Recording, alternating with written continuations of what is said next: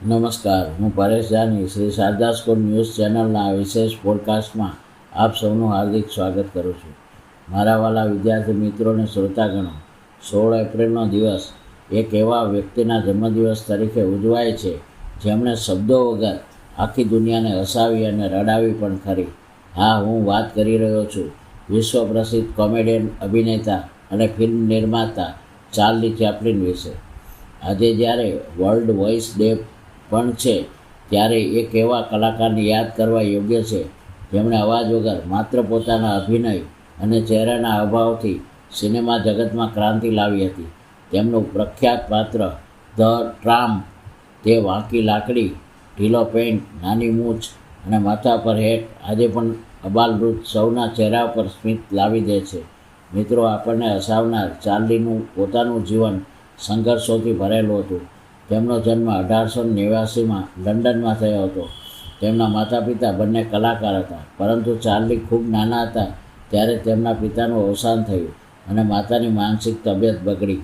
ખૂબ જ નાની ઉંમરે ચાર્લી અને તેમના ભાઈને અનાથાશ્રમમાં અને વર્કહાઉસમાં રહેવું પડ્યું. ગરીબી એવી હતી કે ક્યારેક ભૂખ્યા પેટે પણ સૂવું પડતું, પરંતુ પોતાનામાં કલા લોહીમાં હતી. 5 વર્ષની ઉંમરે જ્યારે તેમણે માતા સ્ટેજ ઉપર ગાતા ગાતા અવાજ બેસી ગયો, ત્યારે નાનકડા ચાર્લીએ સ્ટેજ ઉપર જઈને ગીત ગાયું અને લોકોએ તેમને ખૂબ દાદ આપી. બસ ત્યાંથી તેમની યાત્રા શરૂ થઈ. તેમણે ઇંગ્લેન્ડમાં ડાન્સ અને કોમેડી ગ્રુપમાં કામ કર્યું. પછી અમેરિકા ગયા. ત્યાં તેમણે મૂંગી ફિલ્મો બનાવવાની શરૂઆત કરી. તેમની ખાસિયત એ હતી કે તે માત્ર કોમેડી નહોતા કરતા, પણ ગરીબી, સરમુખત્યારશાહી અને સામાજિક મુદ્દાઓને ખૂબ જ કટાક્ષપૂર્ણ રીતે રજૂ કરતા. લોકો હસતા હસતા પણ વિચારતા થઈ જતા. ચાર્લી કહેતા, જે દિવસે તમે હસ્યા નથી તે દિવસ નકામો ગયો છે. ચાલો હવે આવા મહાન હાસ્ય કલાકારના જીવનનો એક ખૂબ જ રમૂજી પ્રસંગ જોઈએ, જે કદાચ આપ સૌને ખબર નહીં હોય. આ પ્રસંગ ત્યારે બન્યો જ્યારે ચાર્લી ચેપ્લિન દુનિયાભરમાં ખૂબ પ્રખ્યાત થઈ ગયા હતા. તેમની ધ ટ્રામ્પ વાળી સ્ટાઇલ અને ચાલવાની રીત એટલી પોપ્યુલર હતી કે અમેરિકાના એક શહેરમાં એક સ્પર્ધા યોજાઈ હતી, ચાર્લી ચેપ્લિન જેવા દેખાવાની સ્પર્ધા. હવે મજાની વાત જુઓ, ખુદ ચાર્લી ચેપ્લિનને વિચાર આવ્યો કે લાવને હું પણ આ સ્પર્ધામાં ભાગ લઉં. તેમણે કોઈને કહ્યા વગર સામાન્ય નાગરિક તરીકે પોતાનું નામ રજીસ્ટર કરાવ્યું. તેમણે વિચાર્યું કે હું તો અસલ ચાર્લી ચેપ્લિન છું.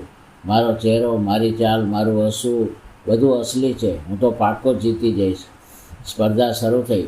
હજારો લોકો આવ્યા. સેંકડો સ્પર્ધકો ચાર્લી જેવા તૈયાર થઈને આવ્યા હતા. ચાર્લીએ પણ સ્ટેજ ઉપર જઈને પોતાનો આઇકોનિક વાંકડિયા વાળવાળો લુક, મૂછ અને એ વિશિષ્ટ ચાલ બતાવી. પણ પરિણામ શું આવ્યું ખબર છે? જ્યારે નિર્ણાયકોએ પરિણામ જાહેર કર્યું, ત્યારે ખુદ અસલી ચાર્લી ચેપ્લિન એ સ્પર્ધામાં 3જા નંબરે આવ્યા. હા, તમે સાંભળ્યું. નિર્ણાયકોને લાગ્યું કે બીજા 2 સ્પર્ધકો અસલી ચાર્લી ચેપ્લિન કરતાં વધારે ચાર્લી ચેપ્લિન જેવા લાગતા હતા. ચાર્લી આ જાણીને ખૂબ હસ્યા. તેમણે કોઈને જણાવ્યું નહીં કે તેઓ જ પોતે જ અસલી ચાર્લી ચેપ્લિન છે.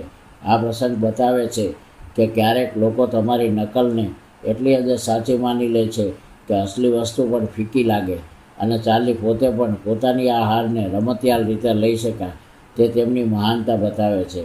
તો શ્રોતાઓ, આજના 16 એપ્રિલના દિવસે ચાર્લી ચેપ્લિનના જીવનમાંથી 2 વસ્તુ શીખવી જોઈએ. 1, ભલે ગમે તેટલો મોટો સંઘર્ષ હોય, પણ ક્યારેય આશા અને મહેનત ન છોડવી.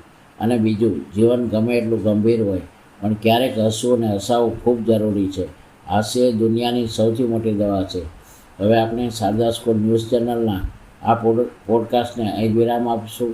આશા છે કે આ રમૂજી પ્રસંગની માહિતી તમને ગમી હશે. જય હિન્દ.